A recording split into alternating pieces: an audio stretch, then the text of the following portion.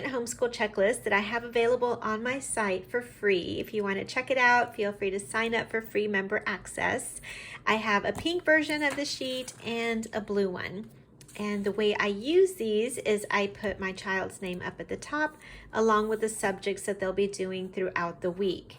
Now, if you plan to keep your weeks the same, you can just always run off copies of this and bind it and have a little booklet that they can use throughout the year. Or you can do one each week like I do here. I just put it on a clipboard and we do it week by week. Now, the way we fill this out is we plug in the subjects we'll be doing throughout that week. If a subject will only be done on certain days, then we will cross off on days that they will not have to do that particular subject, for example. And then as they go through the week, they will track their progress here.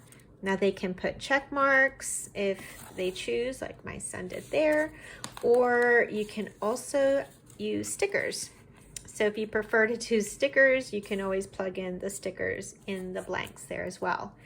Now under time, here you can specify whether it's a lesson that they have to do or a certain amount of pages, or if they're to do an activity for a certain amount of time. So I have some examples here. Book basket takes place for 20 minutes a day. So my children have these little timers that I picked up. I'll go ahead and link these on there on the site. And basically they just set their time, they allow it to go down, they do the activity, and when they're done with that, they put their check mark in the box there. ELA here, they complete an entire lesson, so that could be 1, 2, 3 pages depending on the lesson itself. For math, they're required to do 3 pages. This is a computer program, so he has to do 20 minutes of that. You'll see here I have extras, and so what I've opted to do this year for extras is to give them a bank of ideas from which to choose, and then they can do whatever they decide to do for 20 minutes. And this is just to expand their creativity, to help them get away from the idea of I'm bored. They can get some inspiration here that'll hopefully carry on throughout the day. So the examples that I have here are the science activity book. So I picked this up in Usborne Books. Just a great little activity book. It has stickers, so they can do that once a week. To get credit for extras, I did put a star because that is a requirement to do once a week. For my daughter, we are working through Lies, Girls, Believe, so she gets to work on this and during that time, and then we can meet up throughout the weekend or something along those lines. But some other ideas here: write a letter, comic, or story. My daughter also has a pen pal, so they can write to their pen pals during this time. Do a science experiment, a word search. They can get on the computer for a typing program. They can draw or paint, play an instrument, play a game, do a puzzle or word search, handicraft, or create or build something.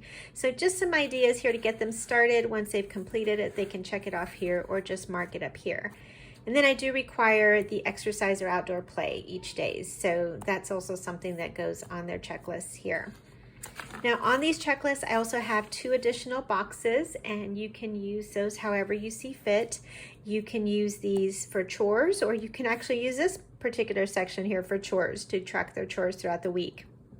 But another idea is really developing a heart of gratitude. So maybe at the end of each week, they can write something they're grateful for. They can write goals for the following week, or maybe something they need to change for the upcoming week to be more efficient.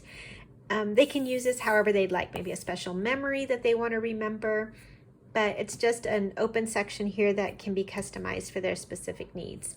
Then at the bottom, I just have a scripture reminding them that whatever they do, they are to do it as unto the Lord. Now, I do want to say that each day I have a designated amount of time with each child. So for my younger ones, it's about 30 to 45 minutes. With my oldest, it sometimes goes about an hour and a half. So during that time, I sit with them and I come in with my blank lesson plan book. I don't have to write my lessons out in advance because they know what to do. But basically, when I meet with them, I jot down the specific lessons or activities they've completed here so that I have a record of this for future reference. So it looks something like this here. Just mark down, the lesson that they've done, lesson 12 or 5B. And it makes it so much easier because I can do it after the fact, and I don't have to go back and erase if we get off track or if things change up along the way. During that time that I have with them, I also teach any lessons I need to teach them, support them with any things that they need support on, and just encourage them along the way so that they continue growing, and I have a good record of that as well. I hope that was helpful. If so, make sure to subscribe to my YouTube channel. I'll have more videos coming out soon. But in the meantime, head on over to my site to get your free copy of the Student Homeschool Checklist. Happy planning, friends.